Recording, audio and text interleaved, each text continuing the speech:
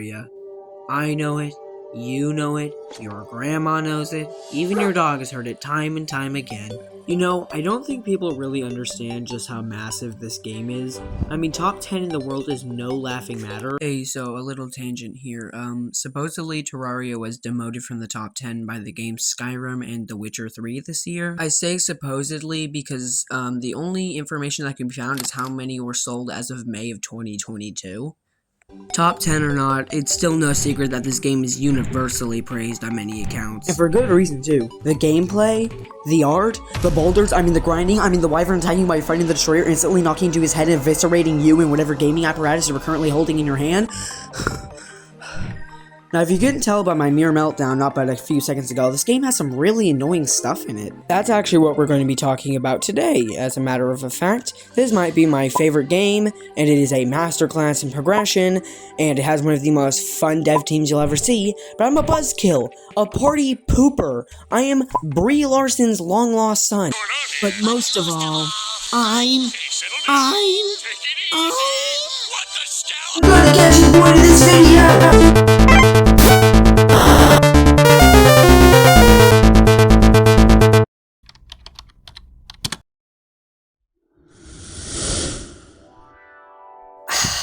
Feels great to just sit in the rain and drink a cold one. Hey kid, do you like rocks? Who are you? That don't matter, answer the question. I think it absolutely does matter. Please, I beg you, please. Just shut up, okay? I'm a rock collector. No, I mean like really big rocks. What? The name's Redigit.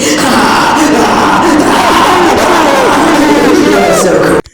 This one was obvious. Boulders have been memed to death by the Terraria community, even though I think they personally aren't the worst trap. I'd argue dart traps are way worse, but I guess that's just me. So what's the problem with boulders exactly? They're just really annoying, really annoying, and there's no escape from them, no matter what world you go to.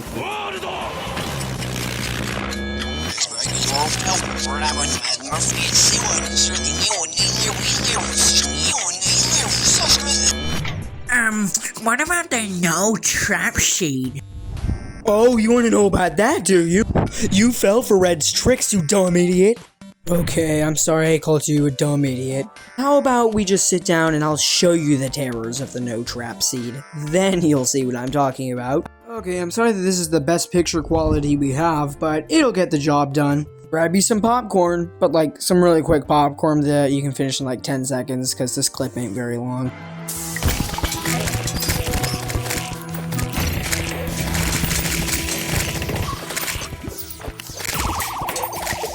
And just like that, there's the clip. What? Where? Okay. I guess he hated it and he left. Kind of awkward, but, I guess for those of you still here, we'll keep on going. Okay, so when you look at this beautiful screenshot, again from the No Trap Seed, I would just like to point out rule number 1 of Terraria.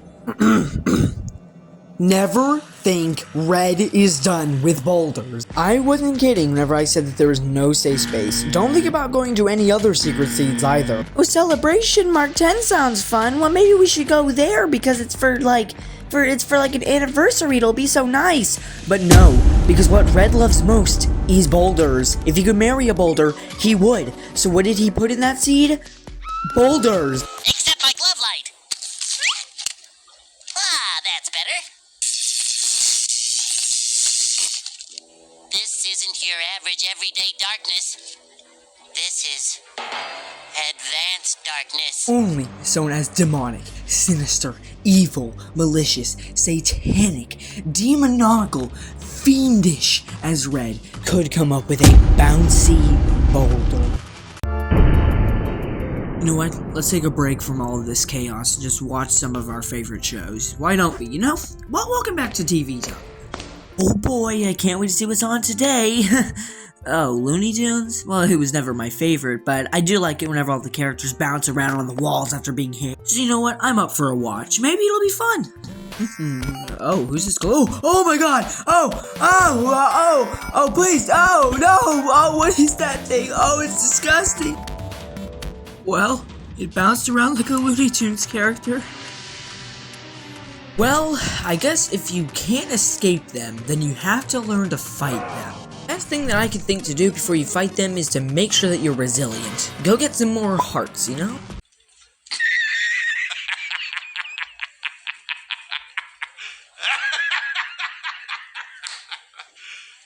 You serious? Oh no! Don't tell me he did it. Please don't tell me he did it. Crystal boulder, no, no! What am I kidding? It doesn't matter if this is a real life crystal either. These things do such obscene amounts of damage you'd never survive anyway. Especially the rolling cactus. I mean, I didn't even get to the moon boulders. I mean, they're just boulders shot out of the final boss, but it feels like the only logical step he could take from this point is to make himself into a boulder. But, I mean, luckily, that would be stupid, and I mean, that's just too far. Not even Red would do.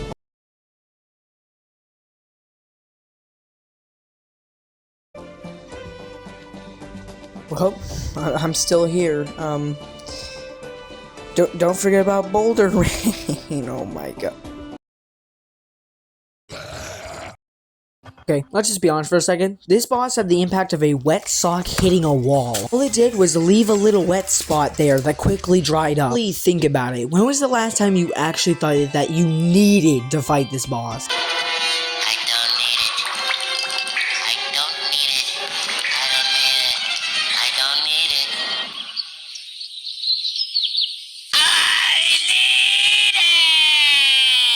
Boss has two very large problems with it. The placement and the loot. Talk about these two things separately, but at certain points they'll kind of intertwine. So, the placement.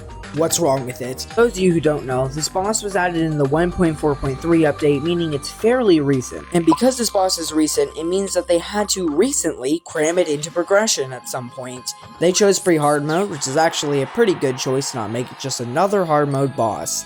However, this is where the problem starts. It's a problem because pre-hard mode is very straightforward. Just let me know if your progression sounds something like this. First, you get some early gear. Next, you kill King Slime. Then, you go and kill the Eye of Cthulhu. Kill whichever world evil boss you have. Goblin Army. Then go kill Queen Bee or Skeletron depending on your preference / class. And at last, kill Wall of Flesh. Okay, cool, we're done. Wait, now I just got one question for you.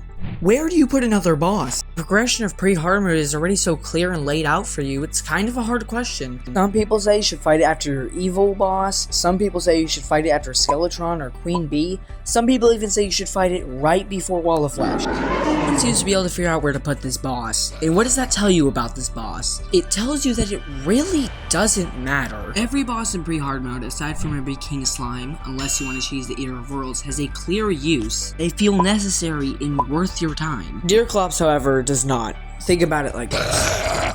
You know when to fight the evil bosses, for example, because you know how difficult they are, and you know how their drops are going to impact the rest of the run. The problem is that Deerclops' drops are so bad. However, the fight itself is far from easy. Or at least he would be if he despawned after you died and there wasn't a ton of possible cheese for him. So then if he's not that hard and he doesn't drop that good of stuff, then after the evil biome boss, the problem with that is that the evil biome bosses drop magnitudes better stuff than him because they give you the materials to go mine Hellstone. So what, before the evil biome bosses? But then you're just super unprepared. It's almost like they want you to get the loot from the evil boss to fight him, but that loot is just better than the stuff you'll get from him. Okay, so the words suck, loot, and Deerclops have been coming up a lot, so let's take a look at this supposedly garbage loot. At the TV. Okay, come on, why is this TV taking so long to get here? It's stuck. What do you mean it's stuck? What else would I mean? It's frozen to the damn ceiling. Okay, listen here, The sky buddy. is Stop surprised talking broadcast. over me. The sky is sending a surprise broadcast. What? Since the old narrator's dead, I'm here to replace him. So don't worry, there will be no more low-resolution jokes. Yes, thank you, I'm the new Matt Rife. Pretend I didn't say that? Wait, TV time, everybody, shut up. No, please, really, shut up. Shut up now! Okay, the TV's still a little cold, but the spiciness of our conversations has warmed it up enough to start. So let's put on our favorite show, the Stats Robot, to figure out if Deerclops' drops are really that bad. Let's begin with the pneumatic horn. Even at a first glance, you can tell that these are really bad stats. But don't worry, it converts bullets into random stuff. Okay, let's take a deeper dive that his robot brain can't handle.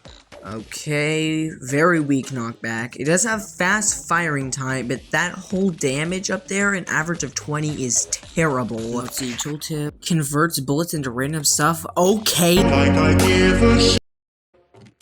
Let's now compare it to another weapon at this stage of the game, assuming that this stage of the game is you haven't beat Skeletron yet. Okay, pull up the Molten Fury robot. Okay.